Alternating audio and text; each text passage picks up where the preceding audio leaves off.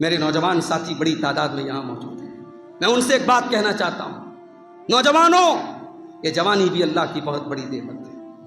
اگر اللہ نے آپ کو جوانی کی نعمت دی ہے، بہت سارے بوڑھے حضرات بھی بیٹھے یہاں، ان سے پوچھو، جب عمر 50 سال کی ہو گئی، 60 سال کی ہو گئی، اب ان سے 1 کلومیٹر دوڑنے کہہ دو، نہیں دوڑ پائیں گے، نہیں چل پائیں گے، بدن کمزور ہو گیا۔ اللہ نہ کرے کبھی راستے میں گر گئے، ڈاکٹر کے پاس پہنچے، ڈاکٹر نے کہا نہیں صاحب آپ کی ہڈیاں نہیں جڑ سکتی، 60 سال کی عمر ہو گئی، اب ہڈیوں میں طاقت نہیں بچی، ہڈیوں میں لعاب نہیں بچا۔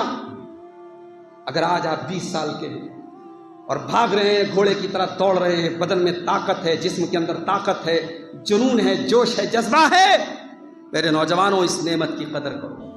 اللہ کے پیارے نبی فرماتے ہیں اغتنم خمسن قبل خمسن، 5 چیزوں کی کو غنیمت سمجھو، 5 چیزوں کی قدر کرو اس سے پہلے کہ 5 چیزیں آ جائیں۔ شباب کا قبل حرمک، اپنی جوانی کی قدر کرو اس سے پہلے کہ بڑھاپا آ جائے۔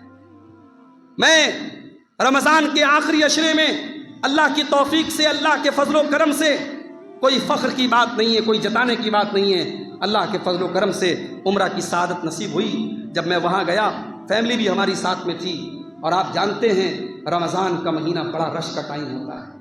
رمضان کے مہینے میں عمرہ کرنے والوں کی بہت بڑی تعداد مکے مدینے پہنچتی ہے، اور جب ہم لوگ عمرہ کرنے لگے اور بڑی مشکل سے ہم نے طواف کو کمپلیٹ کیا اور بڑی محنت کے ساتھ ہم نے صفا اور مروہ کی صحیح کی، تو میرے ذہن میں ایک خیال آیا کہ ہمارے ہندوستان میں عام طور سے مزاج کیا ہے، لوگوں کے پاس دولت ہے، پیسہ ہے، مگر حج نہیں کرتے، کیوں صاحب؟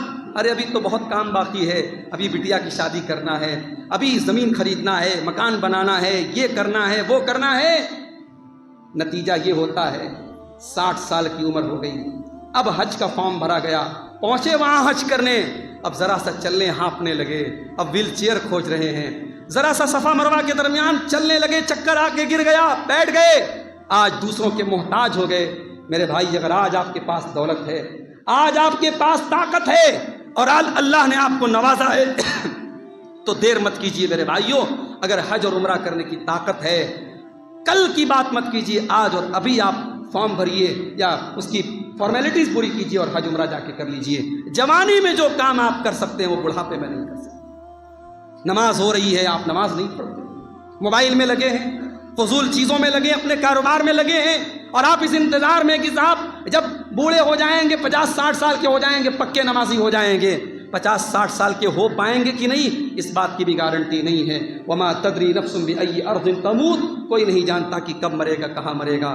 کیا جوانوں کے جنازے ہم نے نہیں اٹھائے ہیں؟ کیا جوانوں کی میتیں ہمارے گاؤں سے نہیں اٹھتی ہیں؟ کیا جوانوں کی موت نہیں ہوتی ہے؟ کوئی ایکسیڈنٹ، کوئی بیماری، کوئی بہانہ آئے گا اور ہمیں ختم کر دے گا۔ اللہ کے نبی فرما رہے ہیں اپنی جوانی کی قدر کرو اس سے پہلے کہ بڑھاپا آئے۔ اور دوسری چیز یہ ہے، فرمایا وصحتک قبل سقمک، اپنی تندرستی کی قدر کرو بیمار ہونے کے پہلے۔ وغناک قبل فقرک، اپنی دولت کی قدر کرو اپنے فقیر ہونے سے پہلے، غریب ہونے سے پہلے۔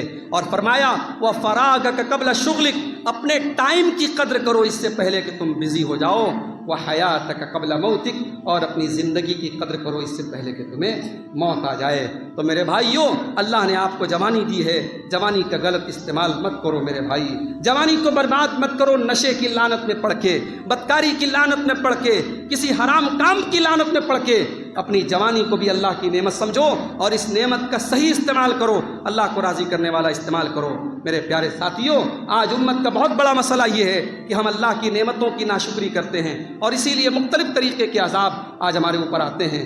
آئیے ہم اللہ سے دعا کریں، رب العالمین ہمیں اپنی نعمتوں کا شکر ادا کرنے کی توفیق عطا فرمائے، اللہ ہمیں ناشکری سے بچائے، اللہ ہمیں توحید پر قائم رکھے، اللہ ہمیں اپنی اطاعت کے کاموں کی توفیق دے۔